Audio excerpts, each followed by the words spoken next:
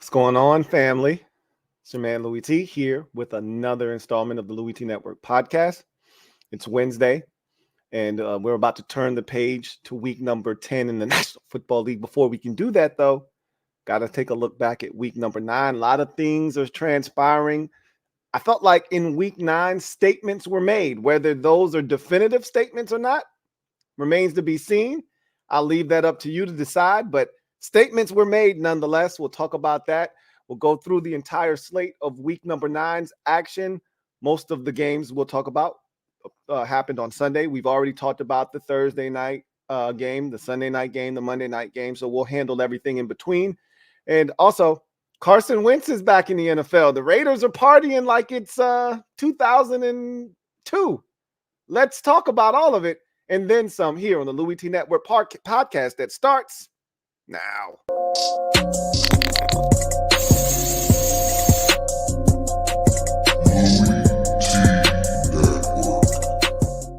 The Louie T Network is powered by MusicHead University. MusicHeads, classes in session. Turn me up. Enroll on YouTube now. Link is in the description. Who else could it be but me, your man, Louie T? Welcome to the 372nd installment of the Louie T Network podcast. I, of course, am your set man, Louie T. Thank you for joining me. A number of topics to get to today. What a wild week of football week 9 was. A lot of compelling games. And as I mentioned at the top of the show, I think some statements were made by some teams. Carson Wentz is back in the NFL. I mean, that's where we're at now, right? Rams are desperate. Martavis Bryant is back in the NFL. I mean, that's where we're at right now. We're recycling a lot of damaged goods that probably didn't need to be recycled, but we'll see what happens, man. We'll talk about all of those things and then some today. Let's jump into the festivities today. And you know how we like to do that, how we like to get into things here on the Louie T Network podcast. Always got to start off with a gem dropping session. Let me drop this gem on your melon. Open your mind, let your conscience be free. You're now rolling with your man, Louie T double E. Let me open you up, get you thinking a little bit. So I felt like week 9 had some definitive statements that were made. And again, or had some statements that were made. Definitive, I don't know if that's necessarily the term I would like to attach to those statements quite yet. We're only halfway through the season, but hell, I even feel somewhat dirty saying halfway through the season. It feels like the season just started and it was just week 1 and the Lions were just upsetting the Kansas City Chiefs on Thursday Night Football to kick things off.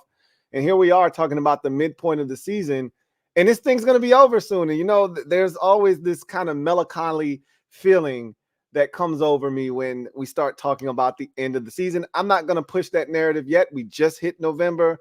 So I'm going to pump the brakes on that. But I feel like it's getting late early. And I'm like, anyway, week 9 was a fun week. It started off well with the Steelers and Titans game. That was fun to watch.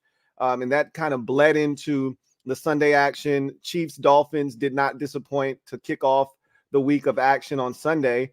And that was a close ball game over in Germany. And then you had a number of close ball games, Bucks and Texans, Commanders and Patriots, Bears and Saints, Vikings and Falcons. I mean, it goes on and on. Eagles, Cowboys was a dandy, all the way to the Sunday night game, Bills and Bengals. So, I mean, it was a really good week, but we're going to talk about some statements. I got to stop saying definitive statements that were made on Sunday or in week number 9, rather. And I want to start with the Thursday night game real quick. Will Levis, I thought, established. And it was funny because after the game, I was expecting most people to feel the way that I felt, which was, man, Will Levis was impressive. That's a tough environment. That's a tough Steelers defense. Their offensive line is in shambles. And he handled himself well on the road in a situation that a lot of young quarterbacks might have crumbled in. And some people were like, oh, Will Levis is trash and this. I'm like, did we not watch the same game? I'm confused. Did you watch something different? Because what I saw was a guy that deserves to be the starter of the Tennessee Titans moving forward until otherwise notified. And finally, Mike Vrabel came to his senses and agreed with me. And now Mike Bravel announced this week that Will Levis will, in fact, be the starter for the Tennessee Titans moving forward, which he should be. The Ryan Tannehill experiment was fun, and it took you to the AFC Championship game, and there were some good times. You know, at one point, you looked like one of the best teams in the AFC, and all of that was fun. But that ship has sailed, and you've gotten all you can get out of that whole Ryan Tannehill experiment. Time to move on. He's not the future. Will Levis, I thought, made a statement on Thursday that, hey, I'm not sure if I'm the future or not, but I'm worth a look-see. You know, I'm worth giving the rest of the season a chance to see if I can be that guy that you give a chance to next year and moving forward. Statement made, and I think the Titans heard it loud and clear, and they're moving forward with Will Levis the remainder of the season. Statement was made over in Germany, Dolphins and Chiefs, and we'll talk about all these games individually, but I felt like there's a narrative out there on the Miami Dolphins. They can't beat good teams. They haven't beaten anybody with a winning record this season, and so forth and so forth. I think there's also another statement that comes from this game that I also think is true right now, and that's the Chiefs' defense is carrying their offense, which we've never seen in the Patrick Mahomes, Andy Reid era in Kansas City. The Chiefs aren't really good offensively. We've talked about this season. They've had 2 games this year where the offense has kind of erupted. It was the Chargers game and the Bears game. Outside of those 2 games, the offense has been pretty stagnant, and the defense has really carried the load all season long. You look at games like against Jacksonville, this game against the Dolphins, even the game against Detroit that they lost, the defense was the only reason they were even in that game, right? So you think about some of the tougher matchups that they've had this season and the better oppositions that they've played, the defense has rose to the occasion, and they were more likely than not the reason that the game was won. Even the first game they played against Denver, the offense was terrible that night, but the defense stepped up and got it done, and so they won the football game. I think the 2 biggest takeaways right now, the 2 statements from that game are until the Dolphins beat somebody of note, the Dolphins are pretenders. They got to show that they can actually beat a team. It's not good enough to come close. You got to finally beat one of these teams. They haven't done it this season. Every time they've seen an opponent of any note, they've crumbled under those expectations. This game was 21-0 at one point. Kudos to the Dolphins for making it competitive, but they got to win one of these games. It's not good enough to come close. And for the Chiefs, they got to figure out something. I thought they should have done something at the trade deadline, and Mecole Hardman for me wasn't it. And I said it in the moment, and I feel like that was a cop-out move by them to try to appease the fan base, like, hey, we're doing something. That wasn't good enough. And I think Rashid Rice is eventually going to emerge as their, go-to receiver, but he's still a ways away from that. And I don't think if you're serious about running that, Super Bowl championship back, I don't think you can do it with the team constructed as is. And there's really not much you can do now because you didn't do anything that I thought was needle moving at the trade deadline. So defensively, the Chiefs are legit. Offensively, a lot of question marks. And we normally don't say that about a Chiefs offense that features Patrick Mahomes and coached up by Andy Reid. So I thought those were some statements made in that ball game. The Ravens made another statement. They destroyed and dismantled and disassembled the Detroit Lions a couple of weeks ago, and they follow that up with another statement here at home. So that's 2 out of 3 weeks now. They've been at home, and they beat the brakes off of a team that we respected around the league in the NFC. Lamar Jackson runs his record to 18-1 against NFC teams in his career. And the Seahawks never stood a chance in this game. 37-3 is your final score. And wow, the Ravens right now look like the best team in the AFC. That's the statement that they made. Now, is that true? I don't know. I don't even know if they're the best team in their own division, but that's the statement that they made in the game by destroying the Seattle Seahawks, another quality NFC opponent that gets destroyed at the hands of the Baltimore Ravens. They are now 7-2 on the season, are the Baltimore Ravens. What a statement made by them. The Browns, I thought, made a statement in the game against the Arizona Cardinals, 27-0. They blanked the Cardinals. There's nothing quite like a shutout in the NFL. If you're able to shut out another, you know how easy it is to score in this league. All you have to do with the kickers kicking the football the way that they are now in today's day and age, all you got to do is get to like the 40-yard line. and you're within field goal range, as long as the wind isn't howling and gusting in the opposite direction, or there's not crosswinds blowing the football all over the place, you just pretty much got to get to the 40. If you get anything inside the 40, it's just about in every kicker's field goal range now in today's NFL. To shut a team out completely is a hell of a feat. We talked about this Browns defense and how good we think it is. They made a statement. I get it. It's Arizona, and they started Clayton Tune. I get it. Trust me. I watched the game. I understand that there wasn't a lot to the Arizona Cardinals offensive football team on Sunday. However, it still takes a lot to shut a team out, and the Browns did that. So kudos to them. They continue to be a dominant team on that side of the football. Now, I don't want to dominant is a word I think we throw around too loosely. I don't want to throw around the word dominant for this Browns unit, because they did go to Indianapolis and surrender, 30 some odd points and almost gave up 40 to the Colts. But the Colts are scoring on everybody. Okay. They're the only team in the NFL that scored 20 or more points in every single game this season. So you say what you want about the Colts, but Shane Steichen has those boys moving the football no matter who's at quarterback, right? Nonetheless, the Browns made a statement. Hey, this defense is legit. And if you don't come with your A game offensively, you can get embarrassed too. One of the biggest statements made in week number 9 was that of CJ Stroud. My goodness, what a show and performance he put on against the Tampa Bay Buccaneers. I'm not going to lie, and I'm not going to sit here and moonwalk and backtrack and act as if I was all pro CJ Stroud going number 1 overall. I was definitely one that said this CJ Stroud slander, I won't stand for it. A lot of people tried to lump him in with the rest of the Ohio State quarterbacks. I said, this guy's talented. And if he doesn't go number 2 overall, something's wrong with the evaluation process in the NFL. I was very adamant. And you guys can go and check the logs in the history books if you want to see what I said about that. I had a whole podcast episode when we heard the rumor that Will Levis was being rumored to go number 1 or number 2. And remember, there was this whole scuttlebutt about the Texans don't believe in CJ Stroud and they may trade out at number 2. And I'm like, you got to be kidding me, right? Like, you're not being serious here. You got to take CJ Stroud. What are we talking about?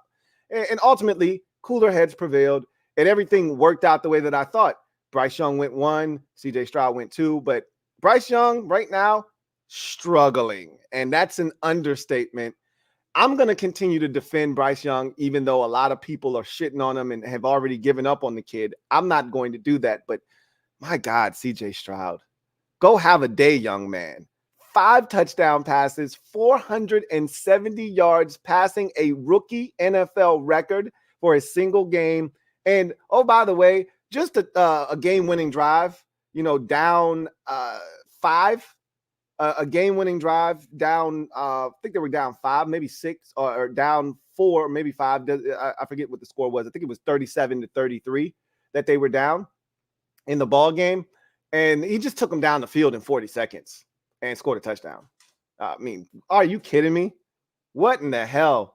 CJ Stroud, man, golly, he looks the part. I mean, this kid looks to be legit, and the Texans may have gotten the biggest gift of any team at the quarterback position in the last 5 years by the Panthers passing up on him to take Bryce Young. We'll see. I still believe in Bryce Young. I just don't like the scene that's been set for Bryce Young in Carolina. But statement made. CJ Stroud he's made the statement, I'm the best quarterback from the 2023 draft class.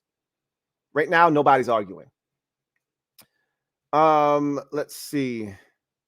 Vikings, I'll just say this. I think the Vikings made a statement that says we're not dead. I know everybody wrote us off when Kirk Cousins ruptured his Achilles and was done for the season, but we're not writing back. Shout out to Geno Smith.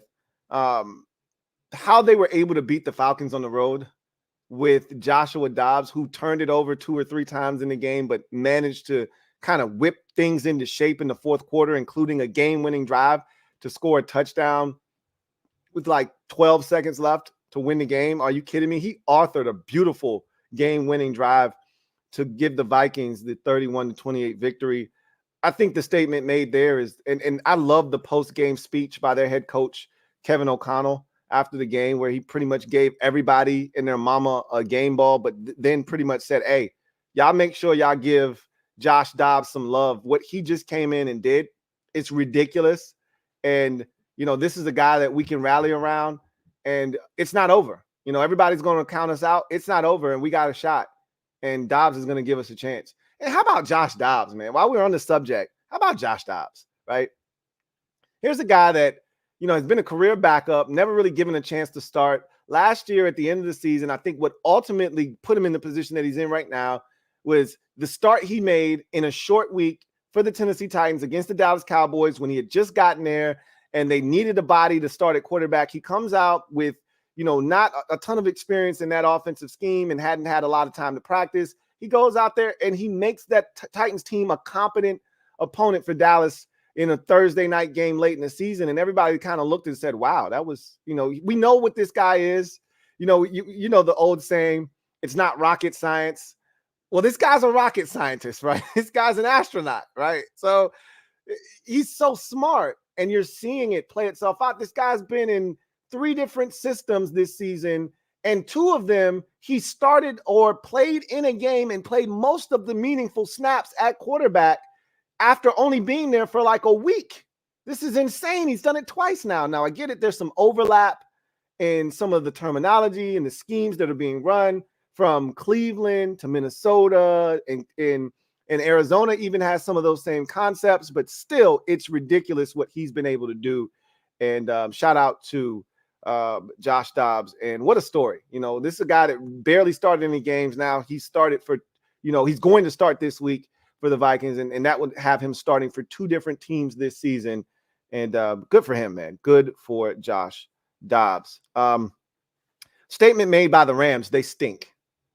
I think they are who we thought they were going to be before the season started. Stafford is hurt. Go figure. What's new, right? He's at the point of his career now where I like Tyrod Taylor, I expect him to get hurt. It's not a matter of if, it's when and for how long is he going to be out. That's how I treat Matthew Stafford now.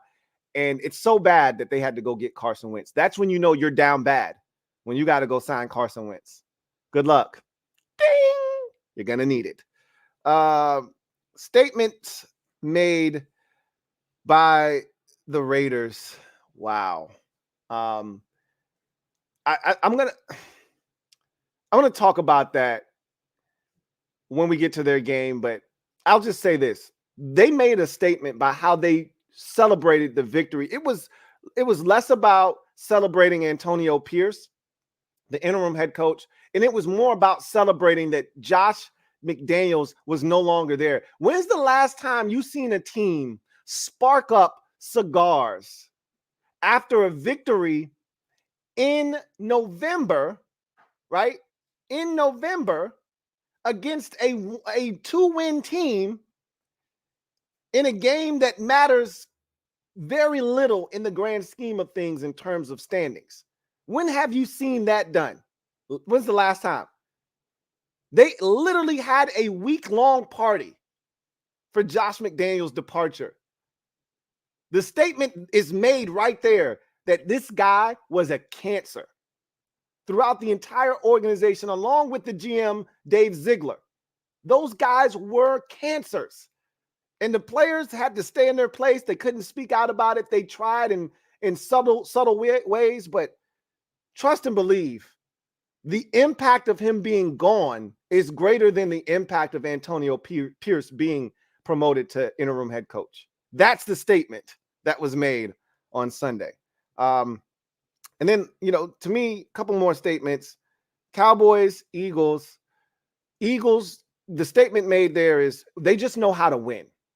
It hasn't been pretty for most of the season, but when it's close and they got to have it, they find a way to get it done. And the thing I admire the most about the Eagles is that every week they're going to get the best, the other team's best, the opposition's best that they've got. Whatever you've got, you're going to give it to them, and you're going to give it to them to the maximum ability that you have. And the Eagles have been able to take everybody's best shot this season, withstand it. And there have been some nasty, deadly shots that they've taken, and they've been able to stay on their feet, make it to the corner, come out of the corner, and find a way to fight back and ultimately win. A lot of these, they haven't knocked anybody out. Last year, they were winning by TKO.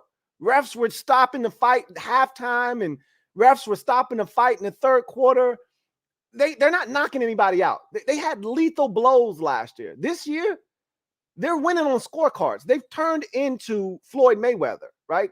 It's not the best to watch in terms of aesthetically pleasing to the eye, right? Like, he's doing that thing where he's going into that defensive role and he's putting on a clinic technically, and he's winning on the scorecards.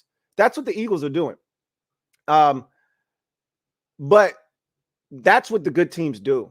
They find ways to win, and they did it again against Dallas. Now, on the flip side of that, and so the statement made by the Eagles, they're the best team in the NFC East.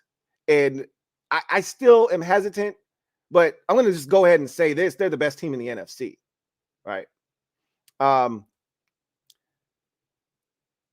Dallas, on the other hand, I don't think they know how to win these types of games. I think that's the statement that I took from this game. Is they had every opportunity. Philadelphia gave them every opportunity to take this game, and Dallas didn't want it. From their head coach not challenging on the first possession, to Dak Prescott stepping out of bounds on a 2-point conversion, to them not converting on a fourth down by the goal line, to them getting down there and inside the 20-yard line with 4 opportunities to score a touchdown, and Dak taking a sack and essentially killing all hopes of winning the football game. They found and created ways to make sure that they didn't win that game. And to me, that shows a team that just is not capable when the game is tight, when their best is required, they're not able to rise to the occasion. We've seen it too many times from this Cowboys team, buckling in those types of situations in that type of environment. Dak Prescott played one of his best games we've seen him play in a situation like that, and they still lost because he still didn't make enough winning plays when it was all said and done. So the statement for me with the Cowboys is they're still not ready from a coaching standpoint and a player standpoint. They're still not ready to win these types of games. Bills and Bengals, my biggest takeaway, I'm going to leave the Bills alone for now. We talked about them on Sunday night. I'm going to leave them alone because I still think they're figuring some shit out. The Bengals made a statement to me that says, hey, don't forget about us. And I'm looking at them and I'm saying, are you the best team in the AFC? Because I know you can beat Kansas City home or away. I know you can beat Baltimore, even though they came to Cincy and beat you. That's when you were still struggling. That's when Joe still wasn't right. And they barely beat you. Are you the best team in that division? Are you the best team in the AFC? They was like, hey, I didn't say it. You said it. I'm like, I didn't say it. They said, well, go ahead and say it then. The statement that they made is, hey, we back. I'm going to leave it at that. We back. Whatever that means, whether that means they're the best in the AFC or they're the best in the AFC North, whatever that means, they made that statement. Hey, we back. Take it how you want it. But that's a dangerous team in the Cincinnati Bengals. Defensively, Joe Burrow is back now. Offensively, T. Higgins showed up in a major way. Jamar Chase did, injure his back a little bit in the game, but that's a dangerous team all the way around. They got an A+ kicker, special teams unit that delivers for them, offense that's now rounding into form, and a defense that's been legit all season long. Look out for the Cincinnati Bengals. Monday night, so 2 things. One from the Jets, one from the Chargers. For the Jets, damn, that defense is good. It's a damn shame what happened to that offense, though. You know how they be like, man, he was a good dude. It's a damn shame what happened to that dog, though. You're like, damn, that was a good-ass defense. Damn shame what happened to that offense, though. Man, all they need is some semblance of quarterback play. And I know there's fundamental things wrong with the offensive line and receivers dropping passes. And I mean, we could nitpick the different ailments that this team has offensively, but I'm pretty sure Aaron Rodgers would clean a lot of that shit up.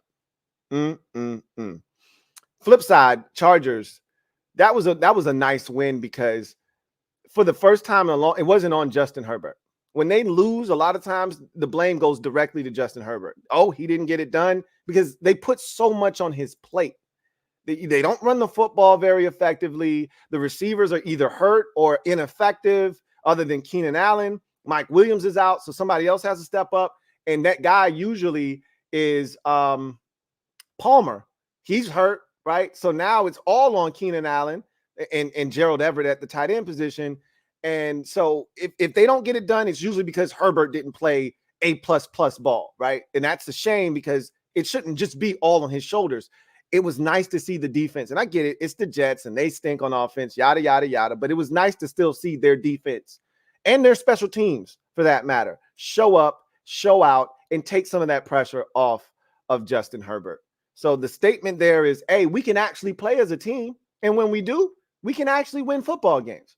Let's see if they can continue to do that against better competition. That's been the problem with the Chargers, is they can beat teams like the Jets. They can beat teams like the Rams and the Giants and teams like that.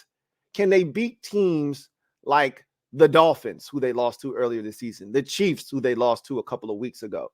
Can they beat teams that we see as better than them or equals to them? That's going to be the key moving forward. Let's get to Slate Skatin. Y'all know what it is. Go ahead, put your skates on. I'm going to go ahead and strap up my rollerblades, and we're going to get into week number 9 in the National Football League as we go Slate Skatin. All right. And so week 9 was fun. I've kind of gone through a little bit of it by talking about some of the statements that were made in week number 9, but let's really jump into let's really jump into Sunday's action, and we'll start with the game over in Germany, Dolphins Chiefs. What a fun game. Now, it started out like it was going to be an ass thrashing, right? Like this thing was 21-0 at halftime, and what a sick play before half, right? Dolphins are driving. It's a 14-0 game. They're driving for at least a field goal to make it respectable before half, but they're looking for 7, right? And a fumble is forced on the play, and they're deep in Chiefs territory, so there's a long way to go. But a fumble is forced, right? And it's scooped up by one of the corners, one of the young corners for the Chiefs. And as he's getting tackled, he turns around and sees his teammate, James Cook, the second, third-year safety out of Cincinnati, and he pitches him the ball. He laterals it to him. And you don't see that happen very often. And there's a lot of times where I see guys, if you just lateral the ball, this is a touchdown. But a lot of guys are just, they're not thinking in that way. So heads up play. He laterals it to his teammate, James Cook, who takes it and hauls ass down the sideline, scores a touchdown. It's a beautiful play. It's 21-0. They got all the momentum. They're going to halftime. They're up 3 scores, and you're thinking, yeah, this shit's over. You know, and the Chiefs offense just went to sleep. And this has been the problem with the Chiefs this season, is that their offense is not what it used to be. They lack that KI. This in past years, this would have been a 43 to 13, 43 to 20 ass thrashing. But they just don't have that in them anymore offensively. And so now the defense had to literally say, hey, we got the 21. We're going to make it stick. And that's what good defenses do. You give them a certain point threshold and you say, hey, this is all I got for you today. And they say, hey, as long as you get here, we'll make it stick. And 21 was the point for the game on Sunday. Hey, get us to 21. And the defense said, hey, we got it. You got us to 14. I don't know if you're going to score again. We'll take it from here. They went and got the 21, right? That final touchdown. And they said, we'll take it from here. You just don't do stupid shit, and we'll take it from here.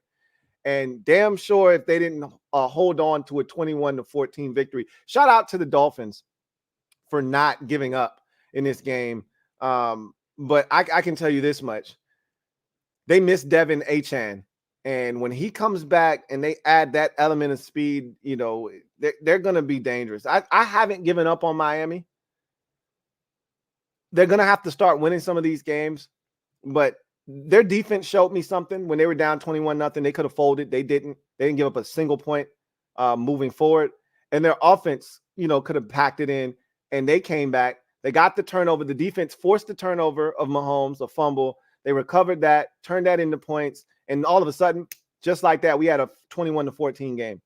But again, the defense of the Chiefs held serve and got the victory and advanced the Chiefs to 7-2 on the season, and remain as the number one team in the AFC, along with the Baltimore Ravens, who are also 7-2 on the season. Meanwhile, the Dolphins dropped to 6-3, and all three of their losses have been to really good opponents: the Bills, the Eagles, and the Chiefs, the two teams that were in the Super Bowl last year, and a Bills team that, even though they have fallen on hard times and are struggling a bit this year, we still know what the Bills are truly capable of. So the Dolphins have to figure some shit out, because every time they run into a team that is either of equal or greater value, they seem to find defeat.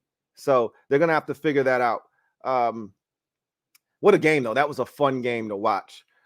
Ravens, Seahawks, what an ass thrashing. As I mentioned already, I don't want to spend too much time on this because this was total destruction. They again disassembled, dismembered the Seattle Seahawks in this game, scattered the parts of their team across the field at M&T Bank and told them, go find the pieces and pick them shits up and head back west, right? I mean, Geno Smith, less than 50% completion percentages in this game, 13 of 28 for 157, no touchdowns and an interception. Kenneth Walker, 9 carries, 16 yards.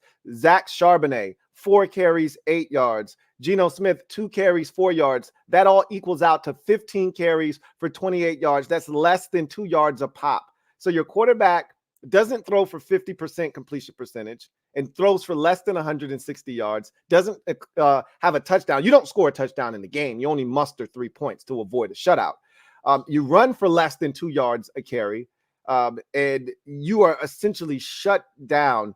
You turn it over twice, and you lose the game in embarrassing fashion. This defense right now, when they're at home and they're clicking, at times looks like a dominant unit circa 2000, right? Like those types of numbers that I just meant, like this Seattle Seahawks offense isn't mince meat. They're not chopped liver. Like this is a good unit, and they reduced them to looking like the Clayton Tune-led Arizona Cardinals, right? I mean, this was an embarrassing performance by Seattle, but it was even more impressive on the part of the Baltimore Ravens. It's total domination. Meanwhile, Lamar Jackson is settling into this new offensive scheme, 21 of 26, 187, which is modest numbers, right? They don't jump out at you, but it's him controlling the game, doing what his team needs him to do. 10 carries, 60 yards. You always have to factor that in with Lamar as well. Keaton Mitchell was the story here, though. 9 carries, 138 yards. He also had a big catch in this game. No, he didn't. All of his big plays were runs. Keaton Mitchell was a guy we saw in the preseason, undrafted rookie out of East Carolina that we saw had wheels. And my goodness, he was on full display in this game. And this Ravens team, they just keep moseying along, right? And it isn't always aesthetically pleasing. It's not Lamar throwing for 335. It's not Gus Edwards running for, 175 yards, but everybody's doing their part. Everybody's doing their job. Collectively, as a unit, this team is a well-oiled machine right now, and they run over the Seattle Seahawks 37-3. And again, as I mentioned at the top of the show, Lamar Jackson now 18-1 against NFC teams in his career. And I just don't know what it is about Lamar when he plays against NFC teams, but it's not pretty when he gets to sink his teeth into an NFC opponent. Cardinals and Browns, this was a laugher. We won't spend a ton of time on this one. I expect Kyler Murray to be back for the Cardinals this week. Please have Kyler Murray be back for the Cardinals this week. This game was almost unwatchable. Clayton Tune was out there, and he was not in tune with the offense. 11 for 20 for 58 yards and 2 interceptions for Clayton Tune. The run game has really not been any help this season for the Cardinals without James Conner, who I think is scheduled to come back this week. So they could be on the way for the Arizona Cardinals, but 21 carries, 41 yards. Again, this Browns defense, I made the statement earlier that they're a legit unit, and they showed it in this game, suffocating this Cardinals offense. Meanwhile, Deshaun Watson was back for the first time in a couple of weeks since the shoulder injury, and he's missed a ton of football this year due to that shoulder injury. But he came out and let it rip early, had like a 56-yard completion to Amari Cooper, and that kind of set the tone. Threw 2 touchdown passes. I still think he's still kind of working his way back in. I still don't trust him.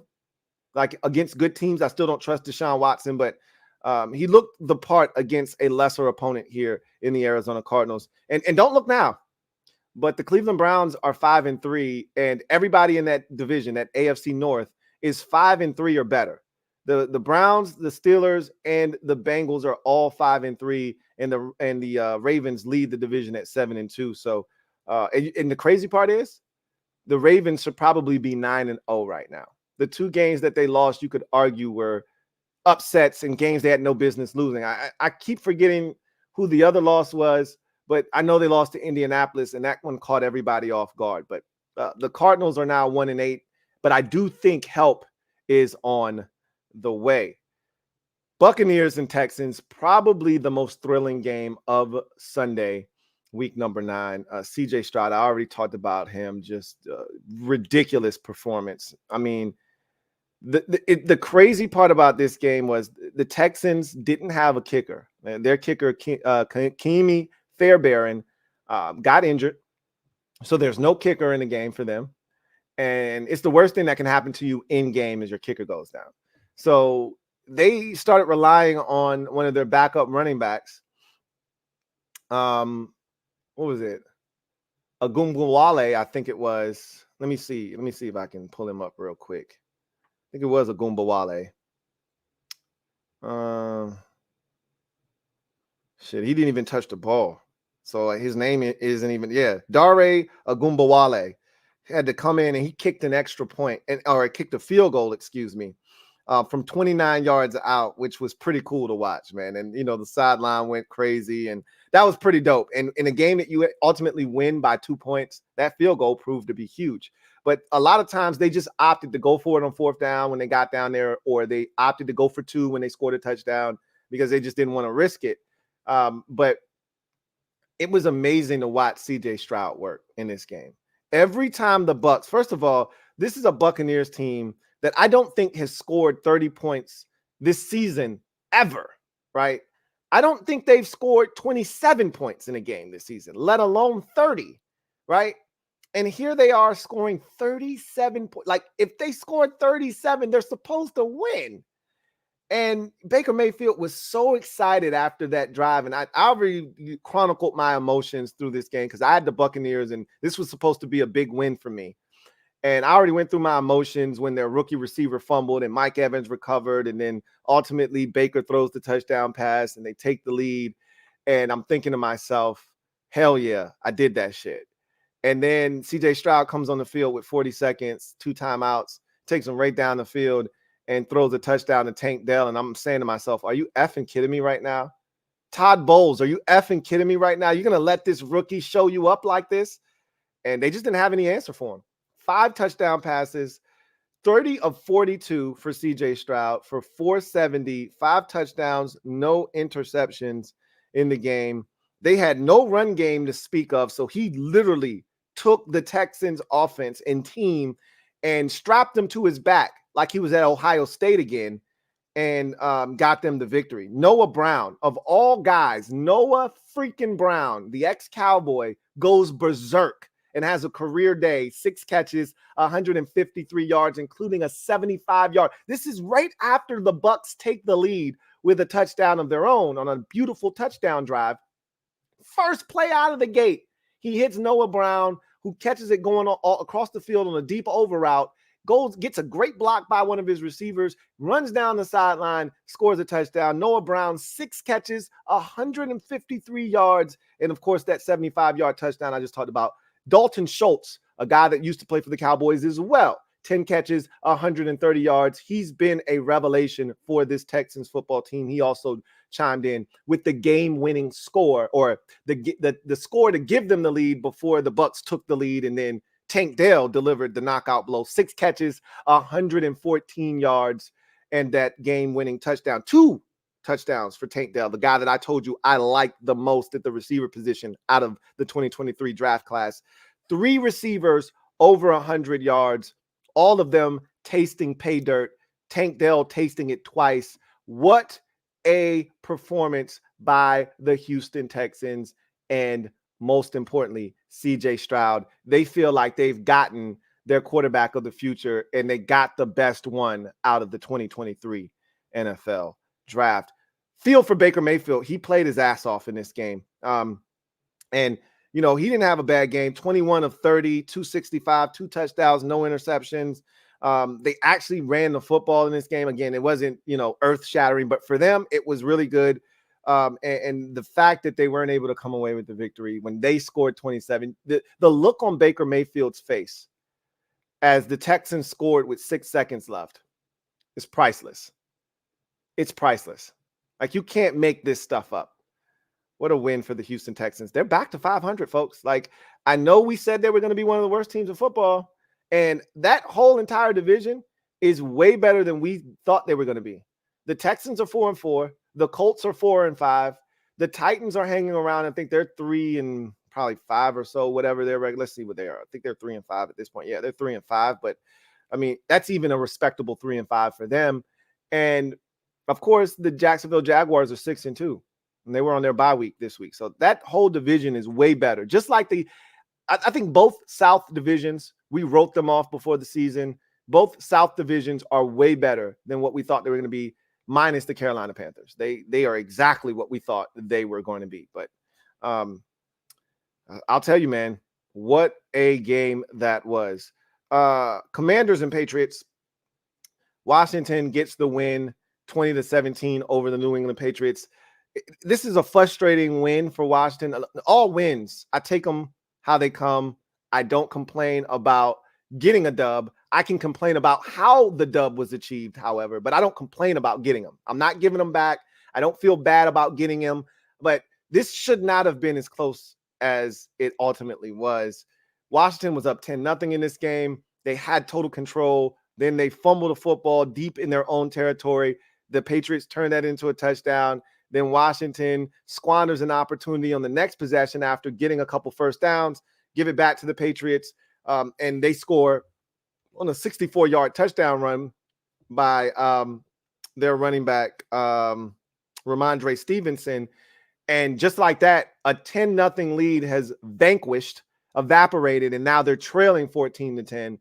And they would not catch back up until midway through the third, and they wouldn't take the lead until the late stages of the third quarter at 20-17, which at the time I did not think would be the final score, but ultimately that's what the score ended up. Washington could not find the end zone nor a field goal thereafter, but neither could the Patriots, right? And they had a chance last possession of the game. They start at their own 9-yard line, and Mac Jones is taking these boys down the field. They cross midfield. They're into Washington territory. They get to the 41-yard line, so they're right on the outskirts of field goal range. He tries to fit it into tight coverage over the middle of the field. The ball is tipped and then picked off by Washington's second-round pick rookie safety, Quan Martin, to seal the deal 20-17.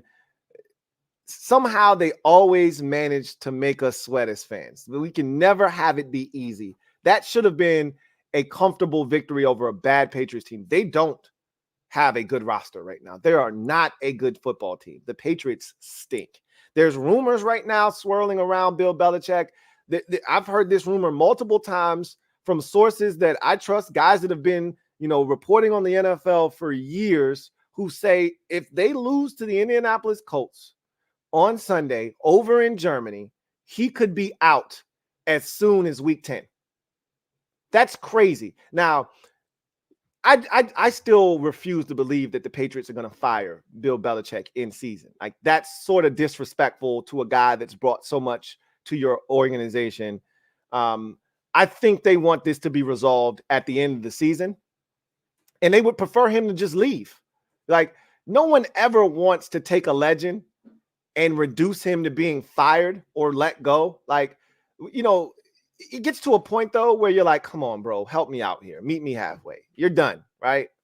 This is over, right? Like, nobody ever wanted to see Joe Montana leave the 49ers, but they got to a point where it's like, come on, Joe, man. Like, we got Steve over here, bro. Like, help me out here, man. Like, just leave. Let me do this the right way, right?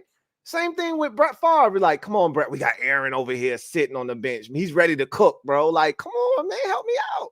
Brett was like, all right, I'm gonna retire. Then Brett was like, I changed my mind, man. Can I get my spot back? It was like, nah, bro, you making this tough on me, man. Don't squeeze me like that, man. Come on. Let's do this the right way, right? It's a right way to treat a legend on the way out. You never want to push him out the door. Like, he's done too much for you. But the shit's getting really nasty out there, man. I mean, it's really spooky times for Patriots fans. They're not used to this shit. They stink. They're one of the worst teams in football. So that's a situation to keep an eye on this weekend, because I don't think they're going to beat the Colts. The Colts team's playing with some confidence. So shit. Commanders get the win. They're 4-5. Patriots drop to 2-7 on the season. Bears and Saints, debut of Montez Sweat in Chicago. Got to watch him a little bit in a Bears uniform. Almost forced a fumble as he got to Derek Carr on one play. But Bears, you know what? I'm going to say this, and this might be an unpopular opinion, but Tyson Bagent actually played well. I know he threw 2 picks, and they were back-breaking picks, right? Like, I get it. He was not clutch. He threw 3 picks, excuse me. He threw 3 interceptions, and I think he had a fumble too, if I'm not mistaken. Did he have a fumble? Yes, he had a fumble, right? Late in the game. That was the one to end the game, right? So he made a lot of mistakes. Clearly, he made a lot of mistakes. How many turnovers did they have in this game? 5, I think. Let me check and see. How many turnovers did the Bears have? 5 turnovers. You can't win a game with 5 turnovers. And yet they only lost by a touchdown, right? That's crazy. Bagent actually played well in this game, I thought, minus the turnovers. I know that's a crazy thing to say. You can't say he played well and he turned it over 4 times by himself. But he was moving the football, and he was finding Cole Kmet, and they were moving the ball, and he was running, and he's athletic. There's a lot to like about this kid, but he's young, and those mistakes are going to happen. And man, they happened at the worst times of this football game. I'll tell you that much. And I think I've gained a greater appreciation for Taysom Hill over the years. Like, early on, it was gadgety, it was cute, it was fun. Now it's like, yo, the Saints need Taysom Hill like we need air to breathe. Like, they have to use Taysom Hill. That's not an option anymore. You have to have Taysom Hill run it, throw it, catch it, everything, right? He threw a touchdown pass in this game. He caught a touchdown pass in this game. We know what he can do with his legs. Like, Taysom Hill is such a problem. He had 11 carries in this game for 52 yards. He had a touchdown pass in this game. And he also had 4 catches and a touchdown. So, like, Taysom Hill is that dude in New Orleans right now.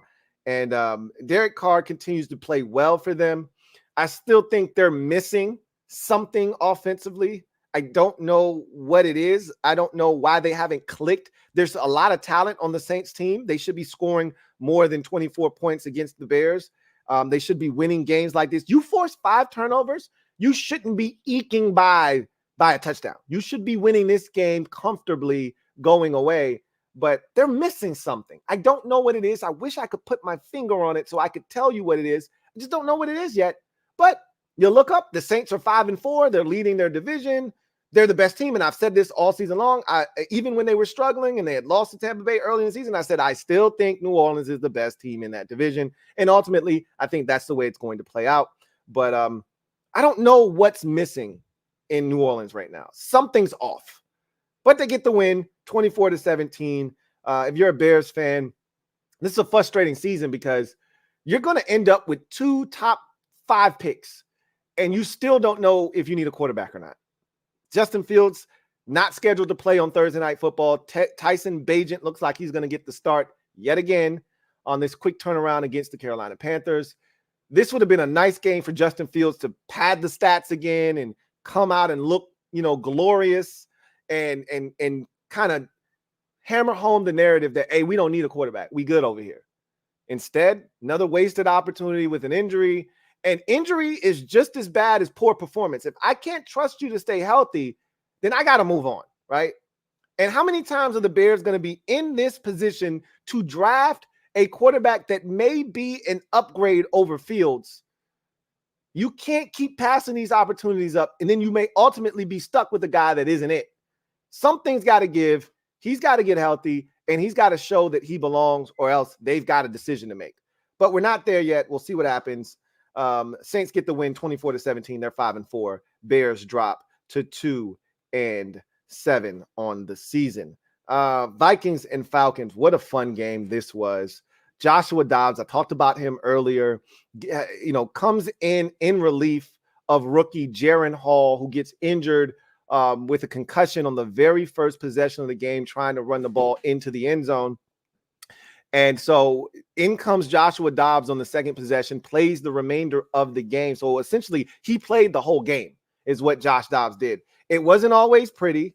And, when we tell these Hollywood, stories with the fairy tale ending, we often leave out all of the nasty, gory parts, right? The parts that you go, ugh, but all's well that ends well. But he turned it over in this game. I think he fumbled twice. He fumbled 3 times, lost 2 of them, right? So it wasn't all pretty, but when it's all said and done, for a guy that just got there less than a week ago to go 20 of 30 for 158 yards, 2 touchdowns, no interceptions, only sacked 3 times, to lead you on a game-winning drive with 12 seconds left to score the touchdown with 12 seconds left in the game. Are you kidding me? I mean, that's crazy. They had no intentions of Joshua Dobbs playing in this game. It was supposed to be Jaren Hall all the way, and he had an impressive opening drive. He was 5 of 6 for 78 yards, and he was moving them down the field. Again, got hit on a 3rd down trying to run for the touchdown and got hit and got a concussion, left the game.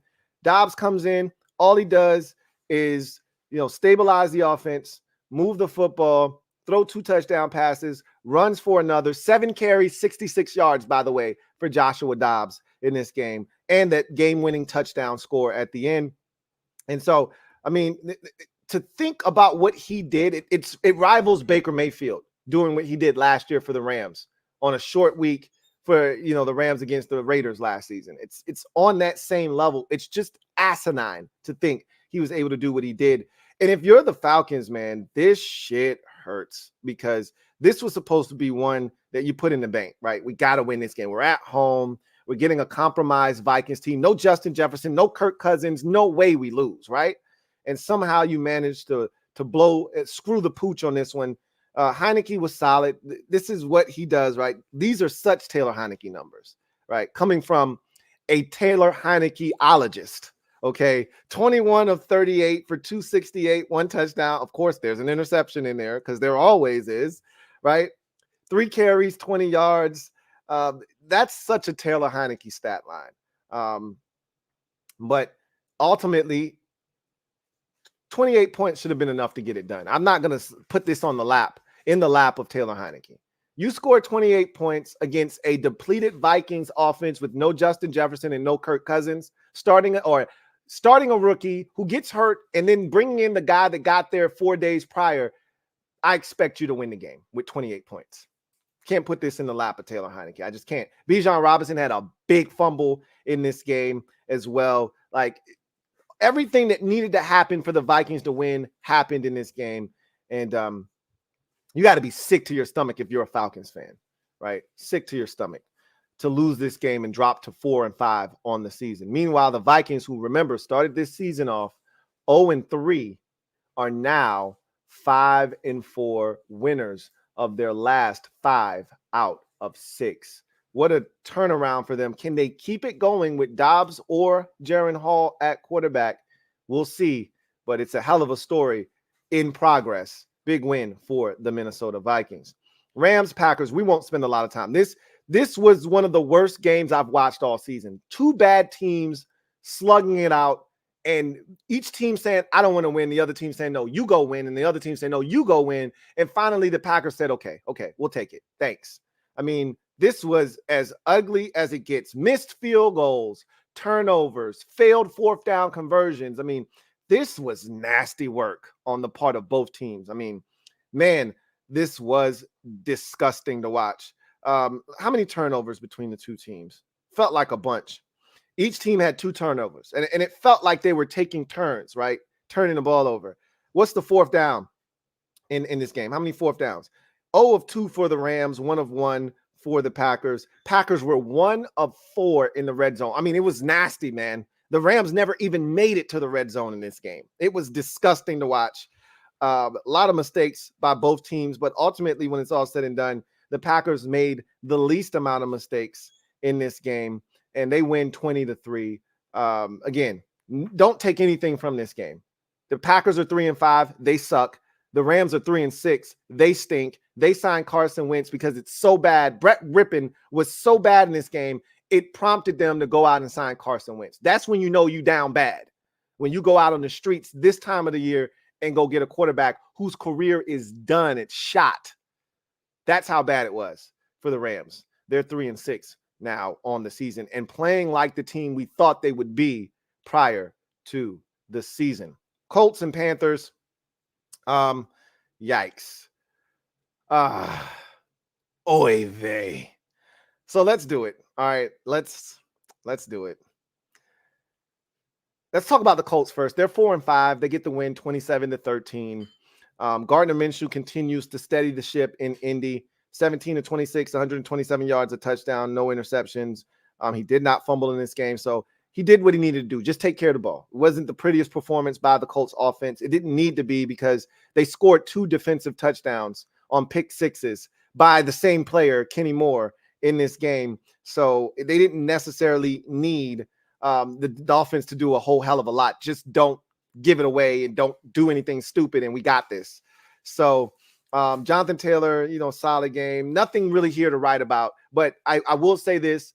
The streak for the Colts this season of scoring 20 points or more in every single game continues with the 2 defensive touchdowns, helping them to get to 27 points on the afternoon as they are now 4-5 and hanging around in the AFC wildcard chase. Meanwhile, for the Panthers, let's talk about the Panthers, man. They're 1-7. Bryce Young was, I have to say it, he was awful in this game. 3 interceptions, 2 of them pick sixes. Here's my assessment of the situation. So we're going to talk about this, and maybe there's another episode that I could just sit down and just talk about the Panthers, and maybe I should. But I'll try to condense this and make it as quick as possible. One, I thought they made a mistake, just like the Raiders did when the Raiders didn't hire permanently their interim head coach who took them to the playoffs, right? Rich Bisaccia. He should have been hired. He was the right man for the job at the time. They disregarded him because that's what NFL owners do. They disregard the right man for the job and go after the shiny new toy, right? That's the thing that NFL owners love to do. So they always ignore the locker room, ignore what the players want, ignore the energy and the vibe that's been created, and they go for something else. The Raiders paid for that, and they're still paying for that, and that's why they now have Antonio Pierce as another interim head coach. Let's see if they get it right this time. Thought the Panthers did the same thing. They had the right man for the job. He had already failed as a head coach in this league once, only given 1 year in Arizona, but that's all he needed to be given. He stunk. He was in over his head. You could tell he wasn't ready for the title of head coach. So he goes back to being a coordinator. Then the whole situation with Matt Rule happens. He's a college coach, clearly. Matt Rule is a college coach, and they did so much to go and get him. They threw so much money to go get Matt Rule, right? And it failed, and it was an epic fail. And so you promote from within, and Steve Wilks gets the opportunity, right? And Wilks comes in, and he gives this team toughness. He instills physicality. We're going to run the football. We're going to be tougher than the opposition. The defense responds to that. The offense is mauling teams. They put up over 300 yards rushing on the Detroit Lions last year when the Lions were playing good football. And they're right in the thick of things in that crazy mumble NFC South last year, but they just couldn't close the deal. But everything pointed to, hey, you got your coach here in Steve Wilkes. And of course, like owners love to do, nah, he's cool, but I'm going to go out here and go get the new shiny toy. So I'm going to go get Frank Reich, and I'm going to change this thing around because I don't want my young quarterback having a defensive-minded head coach. Cool, I get that. I understand the logic there. But what it did was it set your franchise back because that team was set up to win with Steve Wilkes's mentality. Now you bring in a more pass-heavy approach. You bring in a more passive, aggressive approach from a physicality standpoint. They lost all of the things that Steve Wilkes instilled in them. And you're asking them to be something that, from a talent standpoint, they can't be. Their offensive line isn't good at pass protecting. Bryce Young is getting his ass whooped every single game. You don't have any receivers that can separate. Not a single guy with actual speed outside of maybe DJ Chark, which, and then, you got a couple of tight ends. Yeah, whatever. Running backs, you went out and signed Miles Sanders to this nice little contract. This man can't even get on the field. You put him under the doghouse, right?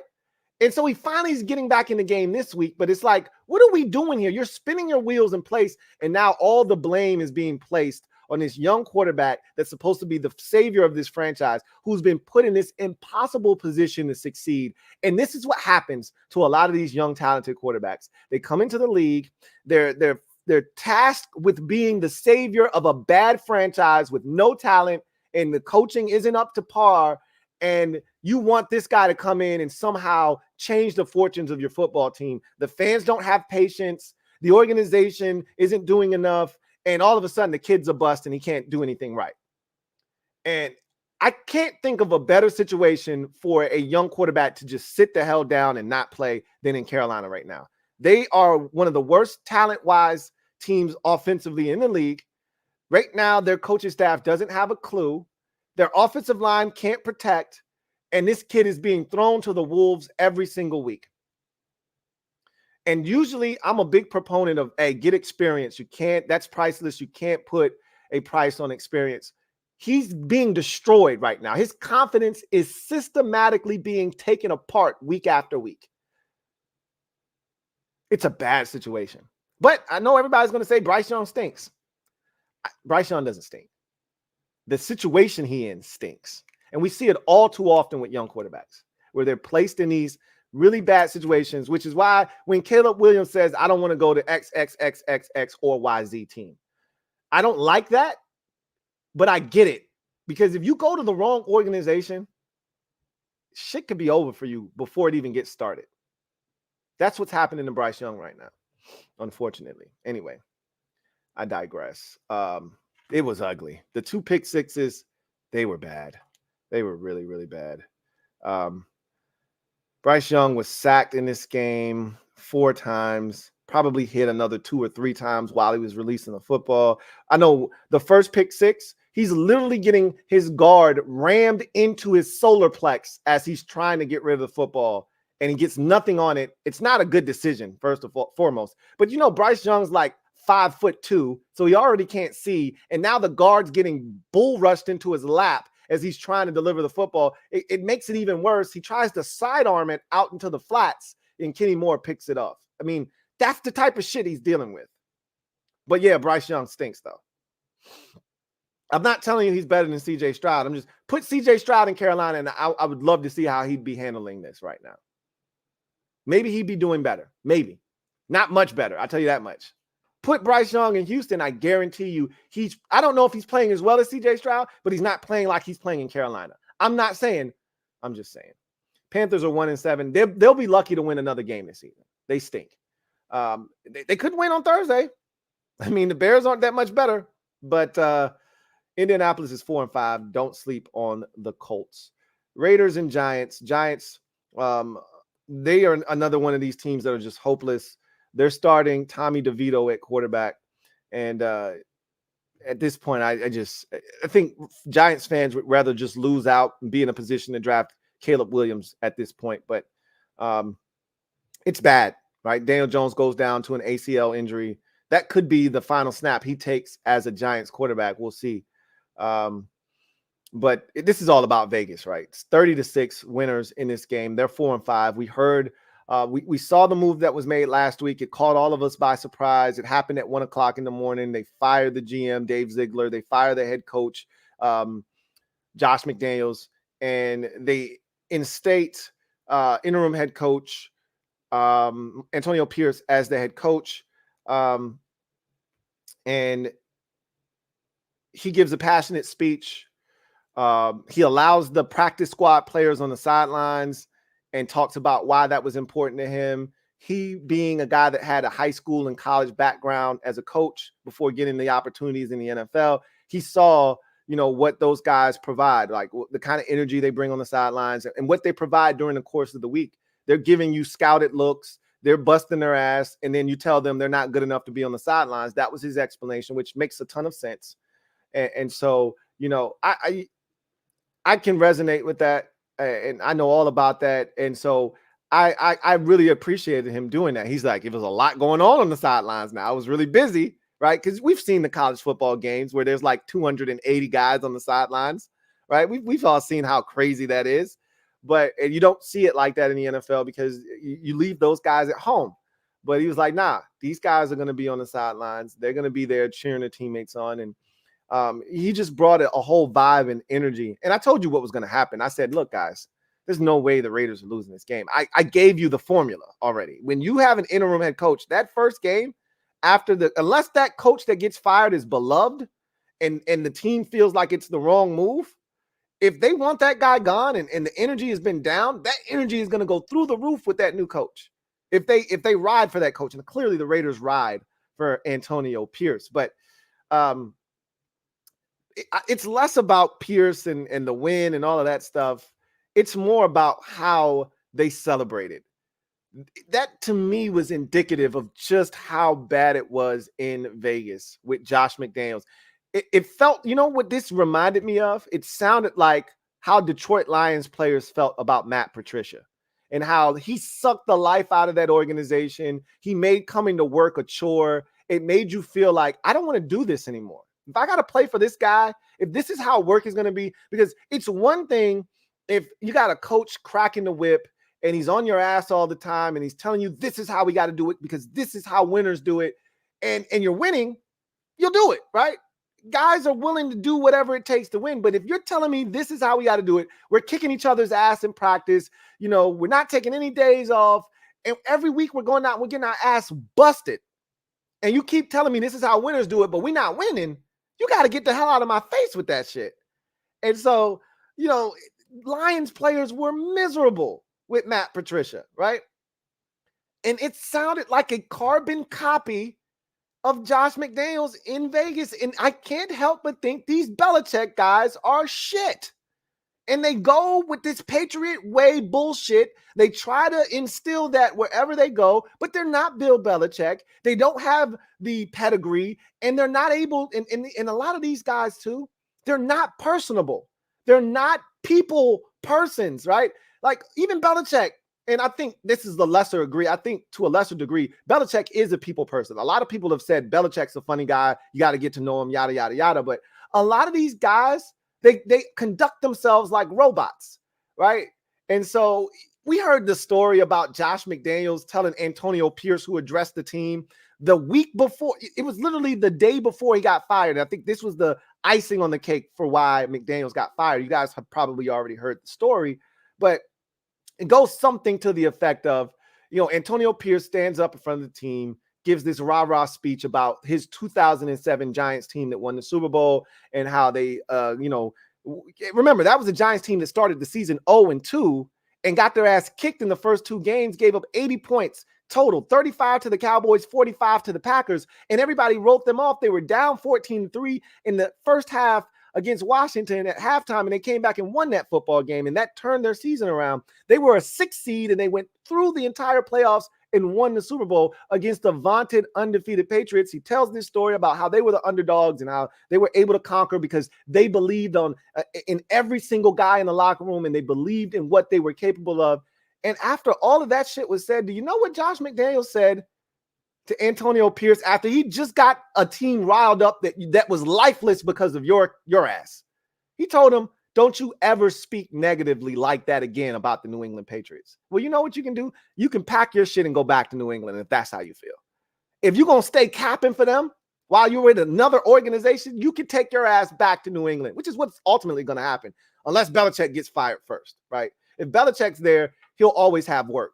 But if Belichick's gone, he's not going to have a job. So I just, the way they were conducting themselves after that win, there's an indelible image etched into my memory bank of Max Crosby smoking the fattest of cigars. And I'm like, bro, it's week 9. You just beat the 2-6, now 2-7 New York Giants, and you smoking the biggest, fattest cigar I've ever seen in my life. The thickest cloud of smoke is in that locker room after you just beat a 2-7 team. This is what we're doing. This is what we're reduced to. But that's the energy that they've been on. That's how bad it was. That was their release. There are articles that have been written that said it's been a week-long party since this man was fired. Who didn't see that shit? We've been talking about it for 2 years. Like, this guy's a clown. He's only going to send your organization into a spiraling tizzy. I'm just glad Mark Davis had the foresight after he made a monumental mistake. He had the foresight to clean up his mess a lot sooner rather than later. Anyway, now all of a sudden the Raiders are 4-5. I'm not going to go too far with them because Aiden O'Connell is their quarterback. He didn't look too bad in the game, but it was the Giants. Take it for what it's worth. We'll see what the Raiders are capable of doing. They got a schedule that I think they can handle. The Jets, never mind. Jets, Dolphins, and Chiefs are the next 3 games. Never mind. I stand corrected. I think they're going to start losing some games here shortly, but good for them. I'm just glad that there's at least light at the end of the tunnel for the Raiders now, and a nice win for them. And then you got Eagles and Cowboys. What a football game.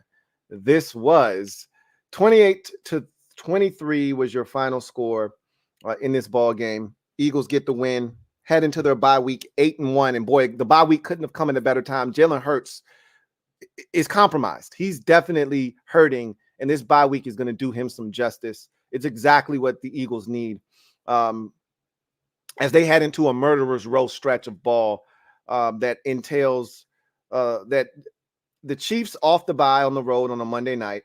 Then they turn around and host the Bills, then the 49ers the next week, then the Cowboys again. Then they travel to Seattle to play the Seahawks. Like, if that's not tough, I don't know what is. So this was supposed to be a stretch of ball that they were supposed to struggle in.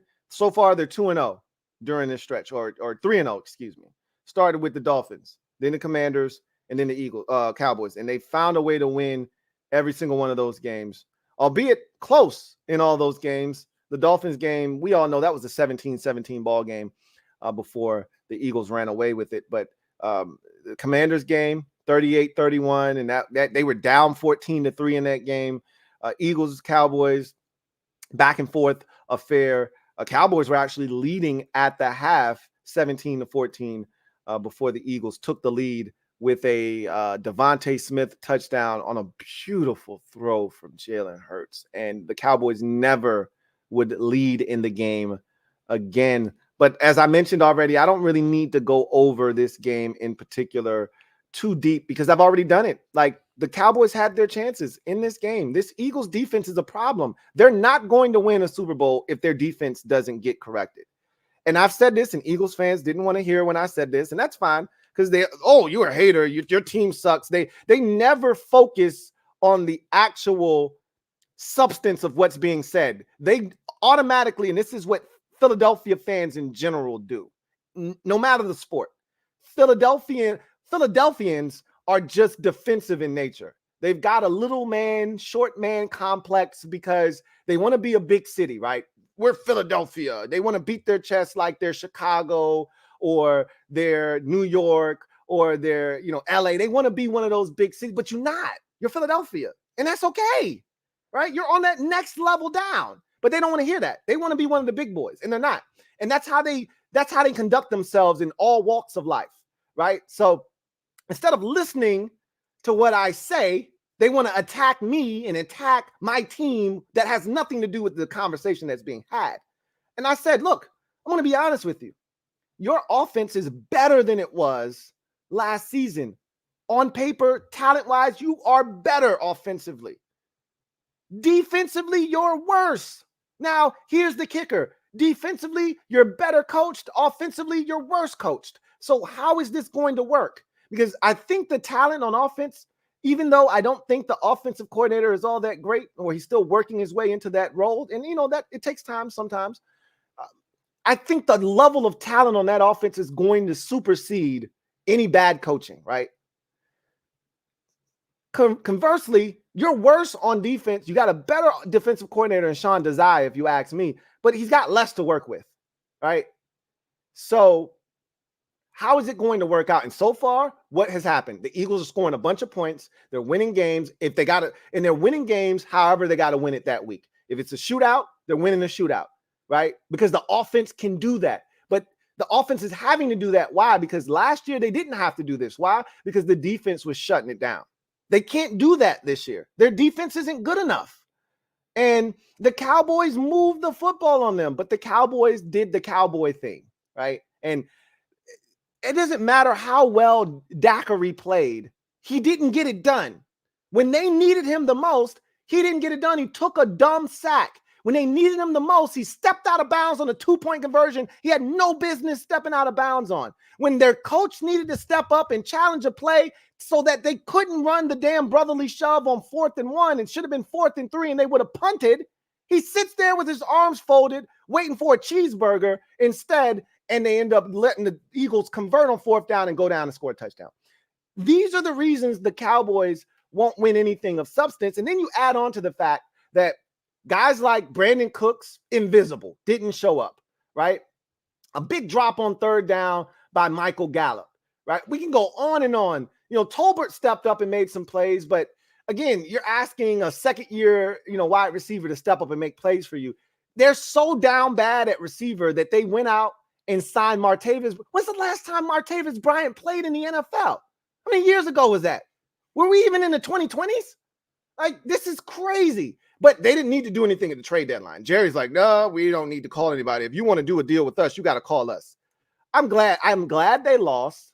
I'm glad they continue to struggle. And that arrogance right there is going to be the reason that their season goes down the tubes again. But this Eagles team, I will just say this. You're winning games. Is this sustainable with the level of or the quality of defense that you're playing this season? Is that sustainable? Because eventually you're going to play teams that can stop you offensively, and their offense is still going to be able to move the ball on your defense, if that makes sense. Like the Chiefs is a great example. The Chiefs aren't playing good offense this year, but against your defense, they're going to play good offense because your defense stinks, and their defense is good enough to slow your offense down. Are you going to be able to beat a team like that is the question that I have.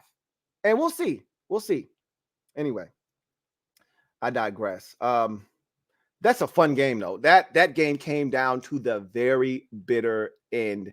And wow, what a game it was. This is why you got to love the NFC East and all of its splendor. 28-23, the Eagles were victorious. They're 8-1 heading into their bye, feeling good. And this is the thing that I said, and I said this earlier, and I'm saying it again. The thing I love about the Eagles is they get everybody's best every single week. And so far, they're 8-1, and they've stood up to everyone's best, met the challenge, and exceeded that challenge. And that's why they're the best in the NFL right now at 8-1. Dallas is now 5-3.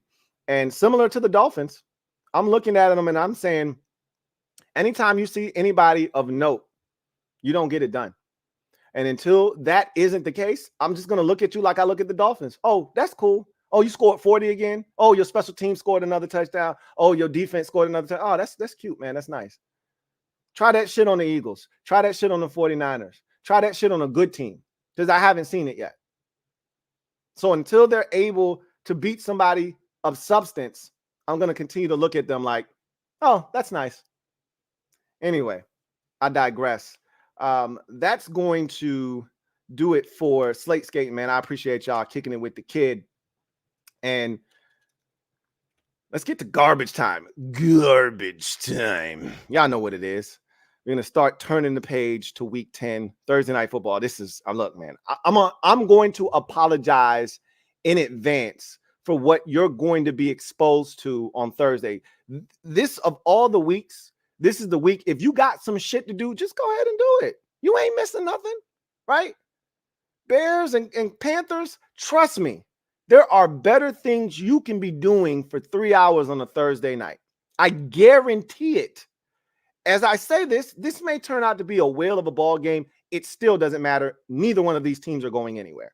Now, I always tell you this in these situations, I'm going to watch so you don't have to. Okay? So let me be the guinea pig. Let me be the one that sacrifices here so that you don't have to. Okay? It's my job. So I'll do it. You don't have to. I'll come back. I'll report what I see. And you can act as if you watch the game tomorrow, the next day at work. Right? I'll fill you in, give you all that you need to go in and make it sound like you watched the game, all of it. This is going to be a bad watch. I got a feeling.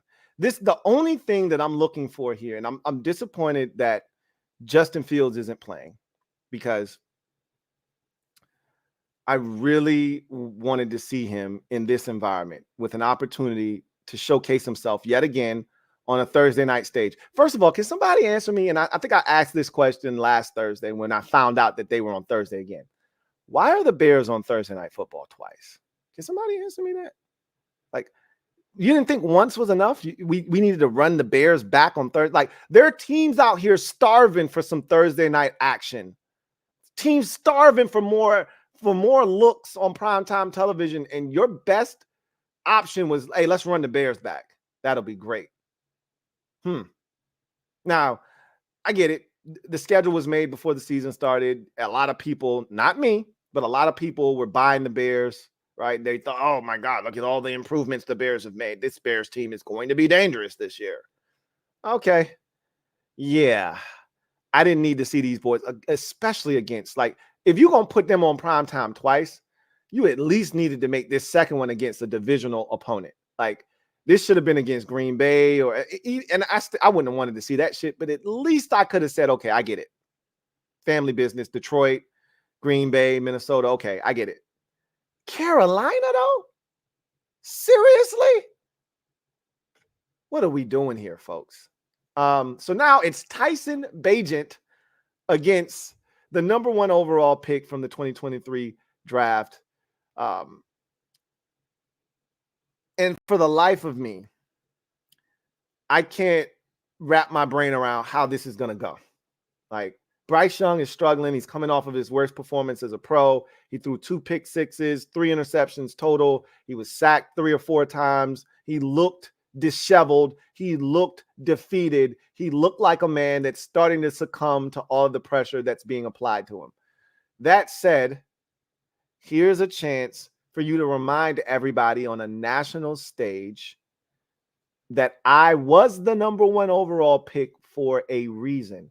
So one of 2 things is going to happen. One of 3 things, I should say, because I got to keep in mind that there are a lot of ignorant people out there. So I got to add the 3rd thing in. One of 3 things is going to happen for Bryce Young and the Carolina Panthers on Thursday night. 1, Bryce Young is going to do exactly what I just said. He's going to remind everybody why he was the number 1 overall pick. He's going to show promise. He's going to play really well. He's going to lead them to points. They're going to win the game. Okay? That's scenario 1. Probably not going to happen. Scenario 2 is he's going to get his ass kicked again. And people are going to start to say, oh, shit, I didn't realize it was that bad. Nobody's getting open. The offensive line sucks. There's no run game. They're not calling plays that helps a young quarterback that's being blitzed and getting crushed. This is a bad situation. And people are going to start to be sympathetic for the situation Bryce Young has been put in, which is probably the most likely scenario. And then there's scenario 3. Everything that I said happens in scenario 2 except sympathy. You get all the eons and peons saying, he's trash. The Panthers picked the wrong guy. This guy's garbage. And they should have took CJ Stroud. One of those 3 things is going to happen. And I'm still trying to decide on which one it is. I usually I have a prediction for you. I don't right now. I'll give you my prediction before the game starts on social media, more likely than not on X, so you know where I stand before the game. But I still got to make a decision, man. And Thursdays are so important to get you off to a good start for the week. I don't want to F this up. I need to see who's hurt, who's not going to play, who is going to play. I got to start factoring things in. Bajent looked good, but he also turned it over 4 times. The Panthers didn't look good, but Bryce Young turned it over. Both of these teams are going to turn over. I don't know what the hell to do right now. I'm not going to lie to you. It's bad on bad. Usually when it's bad on bad, just take the home team. I don't even know if I'm comfortable doing that right now. So I need a little bit more time. Give me just a little more time, and I'll be able to give you a decision. And my decision will surely grow. Anyway, that's going to do it for me, your man Louie T, here on the 372nd installment of the Louie T Network podcast. I look forward to chopping it up with you guys later on in the week. You know where to find me after Bears Panthers. Again, don't watch this game if you don't have to. If you're a football junkie like me, you're going to watch, right? If you're a junkie like me, you don't turn down free football. You just don't. Because when it's done, it's done. Then you're reduced to watching the XFL and trying to convince yourself it's all the same. It's football. No, it's not. Okay. So USFL, XFL, it's not the NFL. So I'm going to watch. I can't help myself. But if this is not who you are, if you're not built that way, leave it to me. I got this. I'll handle it. Just show up afterwards and I'll fill you in like Craig David. Okay. Anyway, I digress. That's going to do it for me, your man Louie T. I look forward to chopping it up with you guys next time. Until then, you guys have a good one. Take care. God bless. And good night. LouieTeeNetwork.